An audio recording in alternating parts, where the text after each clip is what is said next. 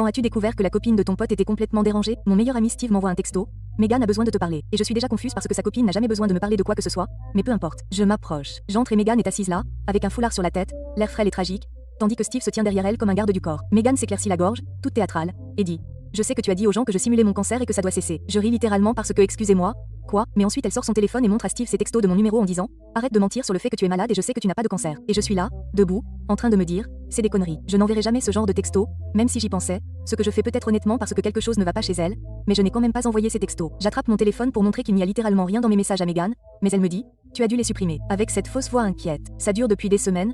Et j'ai peur de ce que tu pourrais faire ensuite. Steve pleure à chaudes larmes, disant qu'il n'arrive pas à croire que j'ai attaqué sa copine pendant la chimio. Megan lui touche le bras tout doucement et dit: je pense qu'ils ont besoin d'aide. Cette obsession de prouver que je mens alors que je suis littéralement en train de mourir. C'est effrayant. Steve me demande de partir et de ne plus jamais les contacter. Et je suis là, debout, réalisant que je viens peut-être de perdre mon meilleur ami pour toujours. Je quitte l'appartement de Steve et je ne suis pas triste. Je suis furieuse parce que cette femme ment. Mais comment le prouver? J'appelle la sœur de Steve et elle me dit qu'elle a été coupée il y a 2 mois. Steve vient de me bloquer complètement. Megan lui a dit que j'étais négative à propos de son traitement. C'est là que mon cerveau commence à relier les points. Je commence à appeler tout le monde dans la vie de Steve comme si je montais un dossier ou quelque chose comme ça. Une collègue de Steve a été bloquée après avoir demandé dans quel hôpital elle allait. La mère de Steve le voit à peine maintenant parce qu'elle a suggéré d'obtenir un deuxième avis. Même son colocataire à l'université a été coupé après avoir demandé pourquoi Megan avait l'air en si bonne santé pendant la chimio. Cette femme a systématiquement supprimé toutes les personnes qui posaient des questions logiques. Alors, je fais ce que toute personne rationnelle ferait. Je crée un groupe de discussion appelé le Amis exilés et ajouter tous ceux dont elle s'est débarrassée. On commence à comparer nos notes et surprise, ces jours de chimio ont toujours lieu lorsque Steve est en déplacement professionnel. Elle ne laisse personne venir à ses rendez-vous parce qu'elle a besoin d'intimité. Elle ne donne pas le nom de son médecin ou de l'hôpital. Cependant, elle a lancé une campagne GoFundMe qui a permis de récolter 45 000 $, mais personne n'a vu une seule facture médicale. La mère de Steve mentionne qu'elle l'a vu à un cours de spinning un jour supposé de chimio. Sa sœur a retrouvé l'ancien Instagram de Megan datant d'il y a 3 ans. Il y avait exactement la même histoire de cancer,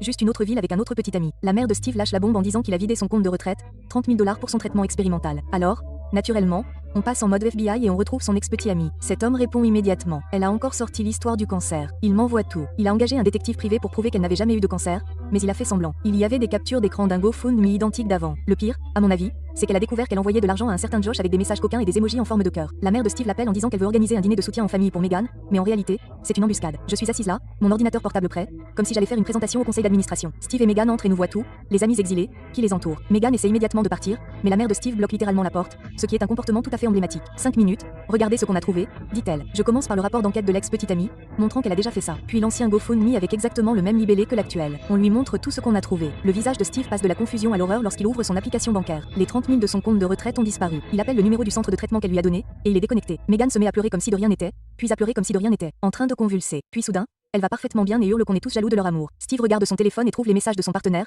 Josh, qui pense être son petit ami. Ce mec lui a payé le loyer tout ce temps. Megan sort littéralement en courant pour s'enfuir.